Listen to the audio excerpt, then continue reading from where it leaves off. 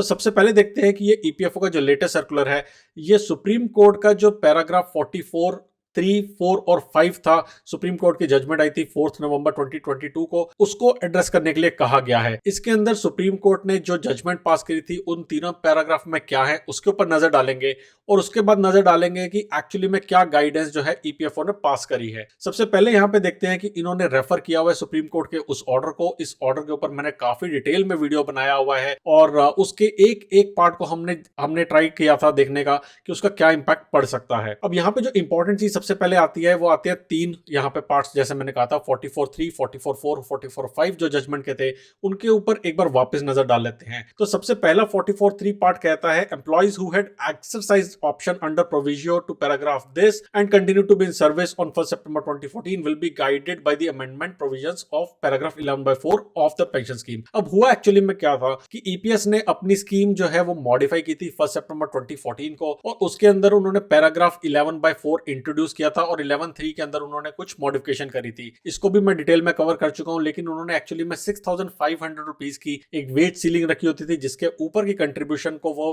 Accept, यानी कि वो मैक्सिमम सीलिंग थी जिसको एक्सेप्ट करते थे, उसको उन्होंने रिवाइज करके 15,000 रुपीज कर दिया था। उस चीज को सबसे पहले यहाँ पे रेफर किया गया कि जिन लोगों ने 1 सितंबर 2014 के अंदर कंटिन्यू थे सर्विस के अंदर और ईपीएस 95 स्कीम का पार्ट थे, उन लोगों के लिए ये चीज एप्लीकेबल होगी। नेक्स्ट आता है members of the scheme who did not exercise option, और यहाँ पे बात आती है उस चीज के लिए जिन्होंने किस ऑप्शन को नहीं किया था, जो जॉइंट ऑप्शन देनी थी हायर वेजेस वाले, उस ऑप्शन को अगर ऑप्ट नहीं किया हुआ था। ये जो एक्सट्रैक्ट है ये पूरा का पूरा सुप्रीम कोर्ट की जजमेंट का एक्सट्रैक्ट है और यहाँ पे लिखा हुआ है as contemplated in the proviso to paragraph 11/3 of the pension scheme as it was before 2014 amendment would be entitled to exercise option under paragraph 11.4 of the post amendment scheme. यानी कि जिन लोगों ने पहले इस चीज को ऑप्ट नहीं किया था, 11.3 वाला क्या था, आप जब भी मैं 11.3 बोलूं तो 6,500 रुपीज दिमाग में लेके आइए, और 11.4 जो पैराग्राफ था उसके अंदर उन्होंने 15,000 रुपीज की सीलिंग को इंट्रोड्यूस किया था। साथ में उन्होंने कहा था कि जो 1 सितंबर 2014 के बाद है वो एलिजिबल नहीं होंगे। सो ये सारी चीजें कवर करी थी। जो इंपॉर्टेंट चीज आती है यहाँ पे वो ये आती है कि does all the employees who did not exercise option but were entitled to do so but could not due to the interpretation of cutoff date by the authorities ought to be given a further chance to exercise their option। Basically उस time पे एक option दी गई थी कि आप अगर higher pension लेना चाहते हैं तो आपको और आपके एम्प्लॉयर को एक जॉइंट डिक्लेरेशन देनी पड़ेगी ईपीएफओ ऑफिस में, और काफी सारे लोग वो नहीं दे पाए थे बिकॉज कंफ्यूजन थी कि कट ऑफ डेट क्या है। तो यहाँ पे कह रहे हैं कि जो लोग नहीं इस ऑप्शन को दे पाए थे उनको सुप्रीम कोर्ट ने कहा था एड्रेस करो, और ये सर्कुलर उसी के बारे में है कि उसको ईपीएफओ ने कैसे एड्रेस करने की कोशिश करी है। नीचे जाते हैं तो 44.5 जो सुप्रीम कोर्ट की जजमेंट का पॉइंट था वो ये था कि employees who had retired prior to 1 September 2014 without exercising any option under paragraph this have already exited and they would not be entitled. यानी कि अगर आपकी 1 सितंबर 2014 से पहले रिटायरमेंट हो चुकी है और आपने ये ऑप्शन को एक्सरसाइज नहीं किया था तो ये जजमेंट आपके लिए एप्लीकेबल नहीं है। अब इसको समझते हैं, मैंने अपने डिटेल वीडियो में बताया हुआ है, लेकिन अगर 1 सितंबर 2014 से पहले आपकी रिटायरमेंट हो गई और आपने ऑप्शन नहीं सेलेक्ट किया था तो आपके लिए स्कीम एप्लीकेबल नहीं है। अगर आपने 1 सितंबर 2014 के बाद ईपीएफओ ज्वाइन किया है तो भी आपके लिए स्कीम एप्लीकेबल नहीं है। अब बात आती है उन लोगों की जिन्होंने 2014 से पहले ज्वाइन करी थी स्कीम को और जिन्होंने जो उनकी वेजेस है वो एक्चुअल सैलरी के ऊपर उनकी ईपीएफ कंट्रीब्यूशन थी, उसके ऊपर भी हम डिटेल में देखेंगे। उनके लिए ये एप्लीकेबल है, चाहे उनकी रिटायरमेंट 1 सितंबर 2014 के बाद हुई हो या फिर वो अभी भी सर्विस में हो, उनके लिए एप्लीकेबल है। तो बहुत सारे लोगों का सवाल आया था कि मेरी जो है मैंने जॉब जो है इस दिन ज्वाइन करी उस दिन ज्वाइन करी, 1 सितंबर 2014 के बाद ज्वाइन करने वालों के लिए तो ये स्कीम एप्लीकेबल है ही नहीं। अब आते हैं कि एक्चुअली में ईपीएफओ का क्या रिस्पॉन्स रहा है और ये सर्कुलर क्या कहना चाह रहा है।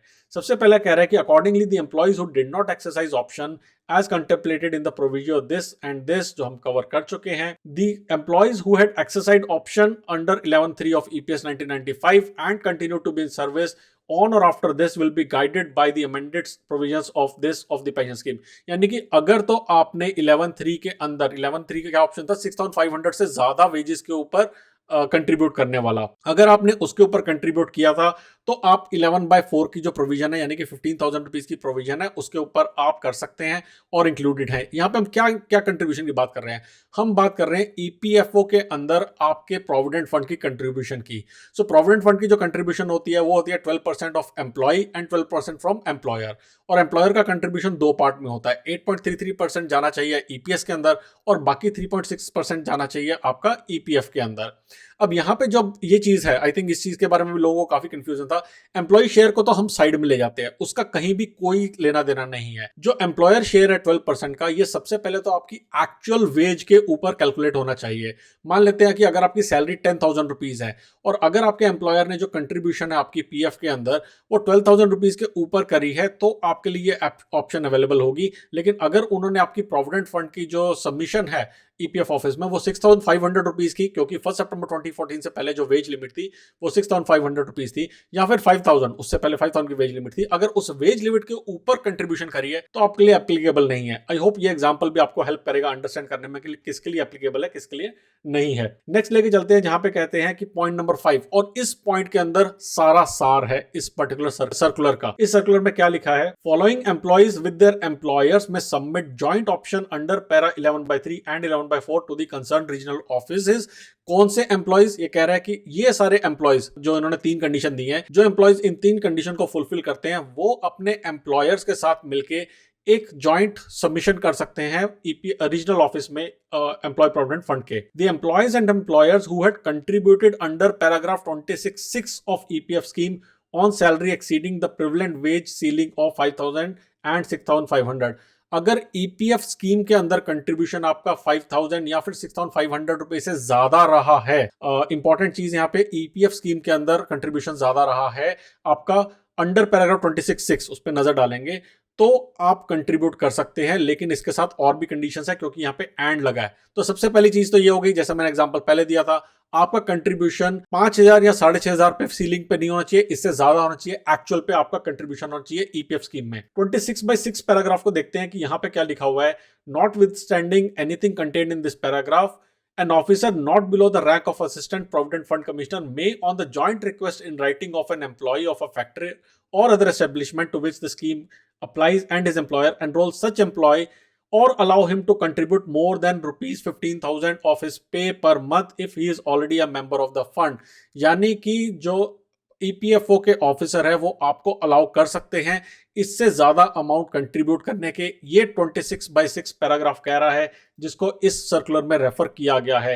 इनफैक्ट इससे पहले जो 2019 के अंदर ईपीएस की पास किया गया था, जजमेंट पास की गई थी, और उस टाइम पे जो ईपीएफओ ने सर्कुलर जारी किया था वो भी कुछ इस तरीके का था, जहां पे लिखा था कि ये जो स्टैच्यूटरी लिमिट 26/6 में उससे ज्यादा कंट्रीब्यूशन अगर करी है ईपीएफ के अंदर तो उन लोगों को ईपीएस की हायर वेजेस के लिए एलिजिबल किया जाएगा। सो सबसे पहली कंडीशन तो ये हो गई कि आपकी जो ईपीएफ के अंदर कंट्रीब्यूशन होनी चाहिए, एम्प्लॉयर कंट्रीब्यूशन, वो आपकी एक्चुअल वेज पे होनी चाहिए। सेकंड ऑप्शन कहता है कि did not exercise joint option under the proviso to para 11/3 of the pre amendment scheme while being member of EPS 95।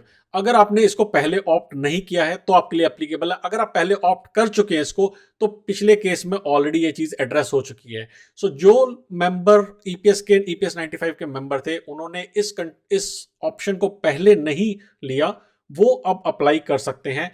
And they were members prior to 1st September 2014 and continue to be member on or after 1st September 2014। This is the third important thing। Third thing क्या कह रहा है कि जिन लोगों ने जो भी लोग हैं ये वो 1 सितंबर 2014 को ईपीएफओ के मेंबर होने चाहिए और उसके बाद भी ईपीएफओ के मेंबर होने चाहिए। करंटली हैं या नहीं, अगर रिटायर्ड हो गए तो करंटली मेंबर नहीं होंगे, लेकिन 1 सितंबर 2014 के बाद भी उनका मेंबरशिप होना जरूरी था जिन लोगों की अभी सर्विस थी, उन लोगों के लिए ये चीज एप्लीकेबल है, ऐसा लिखा गया है। तो 3 कंडीशंस को वापस देख लेते हैं। सबसे पहले कहते हैं employees and employers who had contributed, employees ने कंट्रीब्यूशन करी है 12% से ज्यादा की, एम्प्लॉयर की कंट्रीब्यूशन हुई है 12% से ज्यादा की, वेज सीलिंग 5,000 6,500 रुपए से ज्यादा। फॉर एग्जाम्पल एक एग्जाम्पल लेते हैं कि 10,000 रुपए की अगर आपकी वेज थी तो आपका जो कंट्रीब्यूशन है वो 1,200 रुपए का रहा होना चाहिए उस टाइम पे। सेकेंड, अगर did not exercise joint option under the provision, जो हमने देखा कि ऑलरेडी आपने इसको नहीं किया होगा। और थर्ड जो है वो आप ईपीएफओ के मेंबर रहे होंगे 1 सितंबर 2014 को और उसके बाद भी। अब अगर आप इस दायरे में आते हैं तो ये कैसे आपको अवेल करना है, अब उसके ऊपर चलते हैं। अब निटी ग्रिटीज की बात करते हैं। सो जिस मैनर के अंदर आपको ये अप्लाई करना है वो क्या दिया हुआ उन्होंने, request to be made in a form and manner that may be specified by commissioner. अब यहाँ पे उन्होंने ग्रे एरिया दे दिया, अभी बताया नहीं है एक्चुअली में किस तरीके से जो है आपको अप्लाई करना है। इट विल बी टोल्ड, और आगे फॉर्म में लिखा हुआ है कि एक यूआरएल आएगा। देखिए जो करंटली लोग हैं 1 सितंबर 2014 से पहले जो रिटायर हो गए हैं उनके लिए एक यूआरएल ऑलरेडी खोल चुका है ईपीएफओ, तो इन लोगों के लिए भी यूआरएल खोलेगा लोगों के लिए, और वहां पे जाके आप इसको अप्लाई कर सकते हैं, जिसको सर्कुलर में आगे भी कवर किया हुआ है। The joint option will contain the disclaimer and declaration in case of share requiring adjustment of provident fund to pension fund and if any redeposit to the fund explicit consent of the employee will be given in the joint option form. ये बहुत important point है कि यहाँ पे आता है question आता है कि मैं अगर मुझे हायर पेंशन लेनी है तो मुझे क्या अमाउंट देना पड़ेगा। तो यहाँ पे बड़ी क्लियरली लिखा हुआ है कि एडजस्टमेंट अगर प्रोविडेंट फंड से ईपीएफ का करना पड़ेगा तो उसके लिए एक एक्सप्लिसिट कंसेंट देना पड़ेगा एम्प्लॉयज को, और उसके लिए जॉइंट ऑप्शन फॉर्म में लिखना पड़ेगा कि हाँ मैं अलाउ कर रहा हूं मेरा ईपीएफ के पैसे को ईपीएस के पैसे के लिए मूव करने के लिए। नेक्स्ट कहते हैं in case of transfer of fund from exempted provident fund from trust to pension fund and undertaking of trustee. अब यहाँ पे एग्जेम्प्टेड और अनएग्जेम्प्टेड एस्टेब्लिशमेंट्स की बात हो रही है, तो वहां पे बताया कि उस केस में आपके ट्रस्टीज की परमिशन ये चाहिए होगी, तो उसको हम स्किप करते हैं। नेक्स्ट चीज लिखिए method of deposit and that of computation of pension will follow through subsequent circular. अब ये चीज नहीं अभी क्लियर हुई है कि एक्चुअली में आपको पेंशन कितनी मिलेगी। अब हायर पेंशन लेनी है तो दो क्वेश्चन जो सबसे ज्यादा लोगों को आया है, एक क्वेश्चन ये आया है कि एक्चुअली में मुझे कितना अमाउंट सबमिट कराना है, और दूसरा क्वेश्चन ये आया है कि मुझे पेंशन कितनी मिलेगी। उसके बारे में कोई क्लैरिटी अभी अवेलेबल नहीं है, और आई थिंक कि ये क्लैरिटी, इनमें से एक ही चीज की क्लैरिटी आ सकती है कि आप कितना पैसा जमा कराएंगे, हायर पेंशन कितनी मिलेगी। जो लोग रिटायर हो गए हैं उनको पता लगेगा, लेकिन जो लोग अभी रिटायर नहीं हुए उनके बारे में अभी कोई इंफॉर्मेशन नहीं है। इसी के साथ में एक और बहुत इंपॉर्टेंट चीज है, वो ये है कि जो लोग ऑलरेडी रिटायर हो चुके हैं उनको उनकी पेंशन के ऊपर अरियर मिलेंगे नहीं मिलेंगे, और उनको जब प्रोविडेंट फंड का पैसा वापस करना है तो उसके ऊपर क्या इंटरेस्ट चार्ज होगा।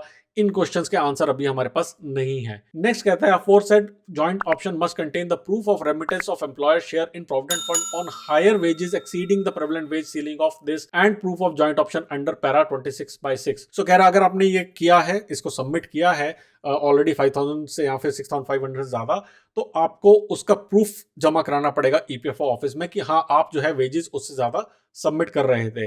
और इसके बाद जितनी भी डिटेल दी गई है ये सिर्फ उन्होंने डिटेल बताई है कि किस किस तरीके से क्या क्या प्रोसीजर रहेगा and all that sort of things.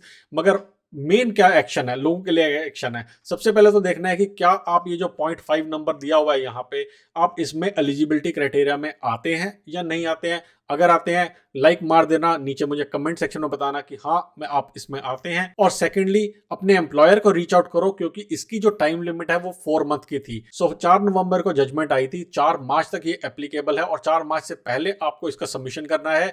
मेरा ऐसा मानना है कि अगले 2-4 दिन के अंदर ईपीएफओ ऑनलाइन इसका ऑप्शन भी देगा, ऑनलाइन इसको लॉक करने के लिए देगा। अब वो एम्प्लॉयर को देता है या एम्प्लॉय को देता है, इसके बारे में डिटेल अभी अवेलेबल नहीं है। तो आई होप इस वीडियो ने मेरे लास्ट वीडियो की काफी ज्यादा क्लैरिफिकेशन दे दी होगी। एक्चुअली में इससे आपको इंपैक्ट पड़ेगा या नहीं पड़ेगा। अगर ये वीडियो यूजफुल लगा तो अपने फ्रेंड्स, फैमिली और कलीग्स के साथ शेयर करिए। जल्दी आएंगे एक और वीडियो लेके, तब तक के लिए बचाते रहें, कमाते रहें, बिकॉज एवरी पैसा मैटर्स।